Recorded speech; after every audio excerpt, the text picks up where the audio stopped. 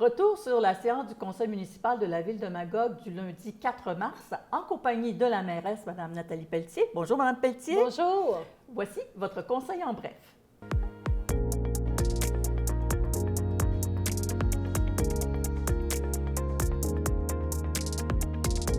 Alors, le premier point qu'on aborde aujourd'hui, en fait, on a regroupé deux points, le 4.1 et le 4.2, parce que ce sont des octrois de subventions à 94 26 59 64 Québec Inc., mieux connu sous le nom de Distillerie Cherry River et compagnie, et Candoc Incorporé, donc deux entreprises de chez nous qui progressent et qui, justement, qui s'installent dans notre parc industriel. Tout à fait. Alors, c'est la loi 92.2 qui est la loi sur les compétences municipales, qui permet aux municipalités de pouvoir donner un incitatif financier aux entreprises pour qu'ils viennent s'établir dans leur municipalité. Mais on a vraiment des critères concernant la création d'emplois, les investissements et tout ça.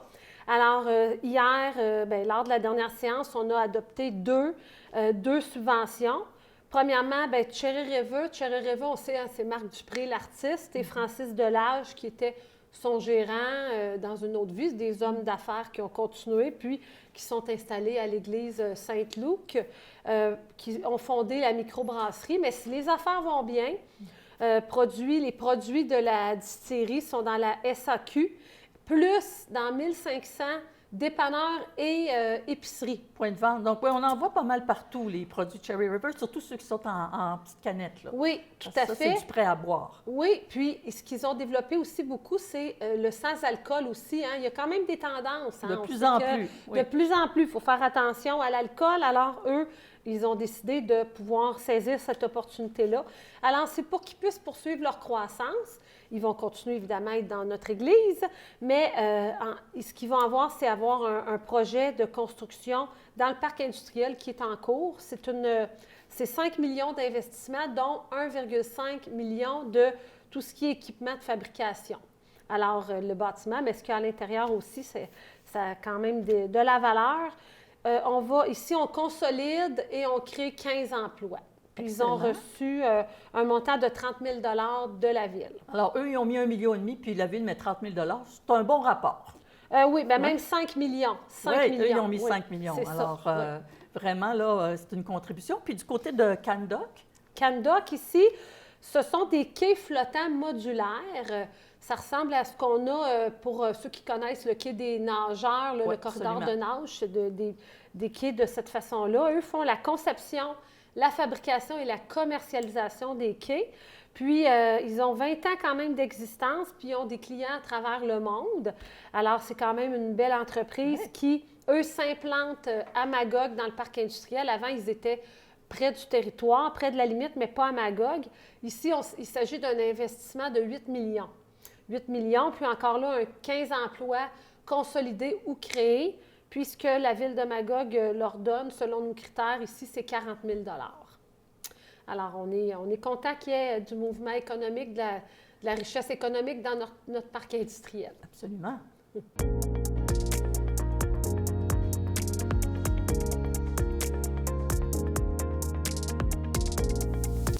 Le point suivant, 5.1, c'est une demande de distribution gratuite des journaux locaux par Poste Canada. Ce n'est pas la première fois qu'il y en est question au conseil municipal. Alors, qu'est-ce qui a été décidé ou quel pas d'avance vous avez fait hier?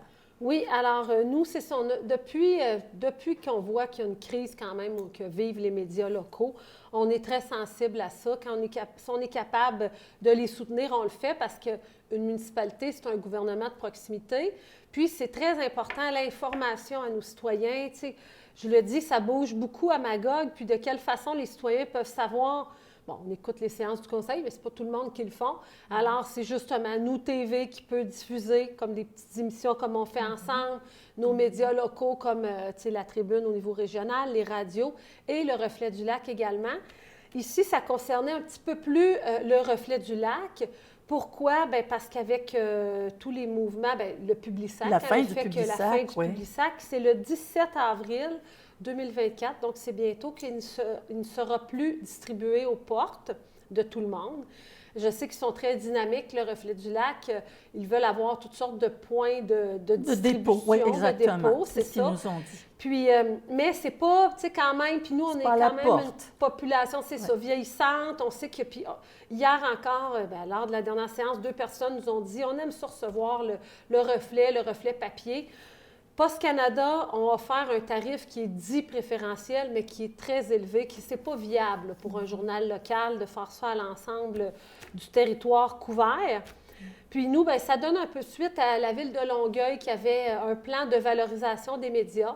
On a quand même, on s'est comparé, nous, on est déjà quand même très, très près de nos médias, puis déjà, on est des bons collaborateurs. Tu sais, on part peut-être de moins loin que d'autres municipalités, mais on trouvait important tu sais, on dit un conseil parle par résolution. Alors, on trouvait important d'adopter une résolution. Il était question qu'on le fasse il y a 2 semaines, oui, mais effectivement.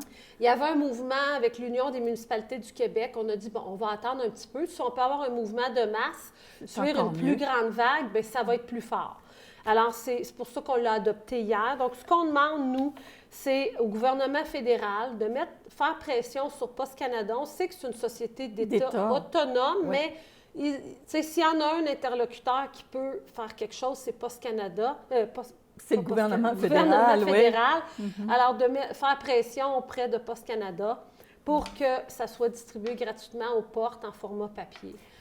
Vous disiez, vous attendiez de voir ce que l'Union des municipalités du Québec allait faire. Est-ce qu'ils ont pris position? Oui, ils ont adopté une résolution, tout à fait. Puis nous, bien, on l'a mis un petit peu plus Magog et MRC. Là, on l'a mis plus adapté à notre réalité.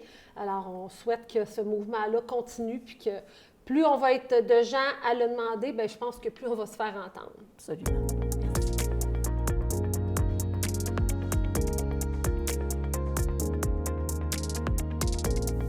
Point suivant, 6.10. Alors, adoption du projet de règlement 3440-2024-1, modifiant le règlement de zonage 2368-2010 dans le secteur de la rue principale Est. En fait, pour situer les gens, c'est le site de l'ancienne Dominique Textile, la fameuse DIFCO, qui revient régulièrement au conseil municipal. Alors là, on est rendu à quelle étape, Mme Oui, Petit? alors, comme vous dites, la friche industrielle, hein, c'est un terrain qui est quand même immense.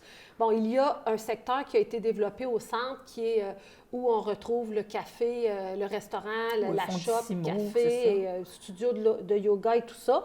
Ici, on parle plutôt de chaque côté. 2 grands promoteurs qui sont propriétaires. Du côté du Pont-Vel, c'est la partie CS Brooks, c'est le groupe Custo. Alors, avec eux, bien, il y avait des projets dans l'air. Là, c'est sûr que je pense que, tu sais, ces grands promoteurs-là, des fois, sont occupés dans d'autres villes à faire d'autres projets.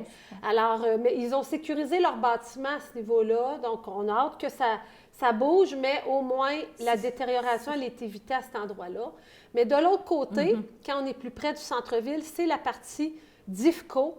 C'est eux, ça c'est justement, c'est eux à qui on avait lancé un avis. Oui. On disait, vous aviez 90 jours, là, les propriétaires, pour que cesse la détérioration, qu'on sécurise le site parce que le site était à nu, qu'on peut dire, les gens pouvaient aller flâner sur le site, aller dans les bâtiments. Il y avait une question de sécurité. Absolument, oui. Alors, ça a été, ça a été beaucoup amélioré. Est-ce que c'est parfait? Tout n'est pas parfait, puis des fois, c'est pas simple. Des fois, ça prend pas grand-chose de faire tomber une clôture. Mais l'important, c'est que la collaboration, elle est là avec le promoteur. Eux, le groupe, c'est Nexarm, le groupe propriétaire de cette partie-là. Alors, il y a des pourparlers avec la ville. Ils ont déposé des plans très préliminaires, puis ils nous ont demandé d'ajouter d'autres usages, 9 logements et plus, activités sportives et récréatives intérieures. C'est cohérent. Nous, on veut une mixité d'usages dans cet endroit-là. Alors, c'est pour ça, hier, c'était un premier projet, assemblée de consultation le 26 mars. Puis, on va proposer le 26 mars un règlement sur le zonage incitatif. Ça, ici, ce sont des outils que le gouvernement donne aux municipalités parce que dans ce secteur-là, le maximum d'étages, c'est 23 mètres. 5 étages, peut-être 6 si on met des petits étages. Ça serait possible de pouvoir monter à 30, mais pour certains bâtiments, mais à certaines conditions. S'il y a, exemple, du logement social, quelque chose de très abordable, un bâtiment vert, un bâtiment LEED, éco-énergétique. puis ça passerait au CCU. Tu sais, c'est pas dire c'est ouvert, on ouvre à mettre un étage de plus, mais à certaines conditions, si on a un projet qui est bonifié. Alors, c'est ce qu'on veut proposer le 26 mars à 7 h à la salle du conseil. Mais tu sais, je rappelle que l'objectif de la Ville, c'est qu'il y ait un redéveloppement de ce secteur-là, que ça s'intègre à l'environnement du quartier, que ça respecte l'histoire et le cachet du quartier. Puis, le bord de la rivière doit demeurer aussi public, accessible, ça, c'est certain. Ça, oui. Puis, en même temps, bien, on n'a pas parlé en séance hier, mais on a annoncé aussi qu'à l'automne, il va y avoir un PPU, un projet particulier d'urbanisme pour le quartier des Tisserands. On va avoir des consultations publiques parce qu'on veut, tu sais, on voit le quartier est en transformation, puis on veut s'assurer que tout ça, les nouvelles constructions, les transformations, la DIFCO, bien, que ce soit cohérent avec l'histoire du quartier et tout ça. Il y a des points que vous avez retirés hier qui concernaient, entre autres choses, le projet des Jardins de la Falaise. Oui. On avait annoncé, quand on s'est vu au dernier Conseil en bref, une séance spéciale de consultation. Alors, il y avait évidemment les Jardins de la Falaise, puis un autre projet sur la rue des Hôtels que vous avez retiré hier de la liste pour y revenir plus tard. Alors, qu'est-ce qui a motivé votre décision d'hier? Bien, l'Assemblée de consultation était juste le mardi précédent la séance. Alors, les membres du Conseil, on s'est juste rencontrés lundi soir. On n'a pas eu beaucoup de temps pour en discuter. C'est certain que Jardin de la Falaise, c'est un projet qu'on connaît beaucoup. Alors, ce qu'on a décidé de faire, c'est de dire, on attend un petit peu, voir comment on va se positionner pour la suite. Donc, on a décidé ça va être à la prochaine séance du Conseil, on va dire quelle va être la suite. Est-ce qu'on le continue ou on l'abandonne? Puis, au niveau des hôtels, bien, il y a eu plusieurs éléments qui nous ont été amenés, ce qui fait en sorte que là, on a un petit peu plus de travail à faire. Probablement qu'on pourra dire ça sera quoi les suites, mais il n'y aura pas, ça va cheminer un petit peu plus tranquillement, ce projet-là. Alors, c'est à suivre dans ces deux cas-là.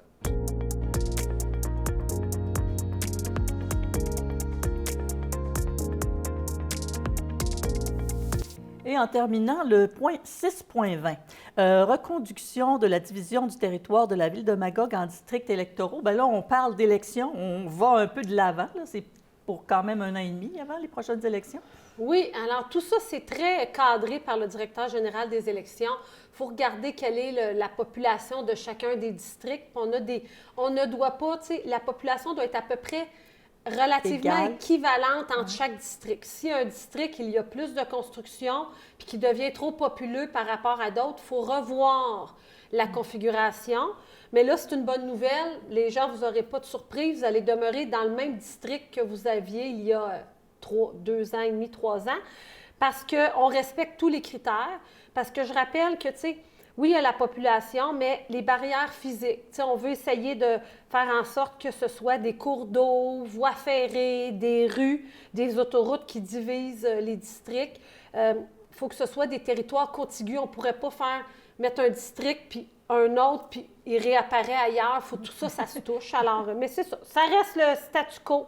Alors, pas de découpage, pas de redécoupage, comme ça va se faire peut-être à la grandeur de la province. Bon, ça, c'est rassurant. Ça veut dire qu'on risque de retrouver nos mêmes conseillers aux prochaines élections. En tout cas, le même découpage, du moins. C'est ça. Parfait. Puis, évidemment, en terminant, là, j'aimerais ça qu'on parle du banquet des maires qui arrive à grands pas, là, le 14 mars. Ça a déjà été le souper de la mairesse. Puis moi, je me dis, il se passe des belles choses dans la MRC. Alors, on ouvre ça aux maires et mairesses de la MRC. Je vais toujours parler en tant que ville-centre. Puis là, on a 2 maires, le maire Jody Stone de Stansted et le maire de Ayerscliff, qui est M. Simon Roy. Alors, contactez la Chambre de commerce si vous voulez des billets. Ça va être une belle soirée, pas des longs discours, juste intéressant de dire qu'est-ce qui se passe de beau dans notre communauté. Alors, c'est le 14 mars. Ça vient vite. Oui, merci. Merci, Mme Pelletier.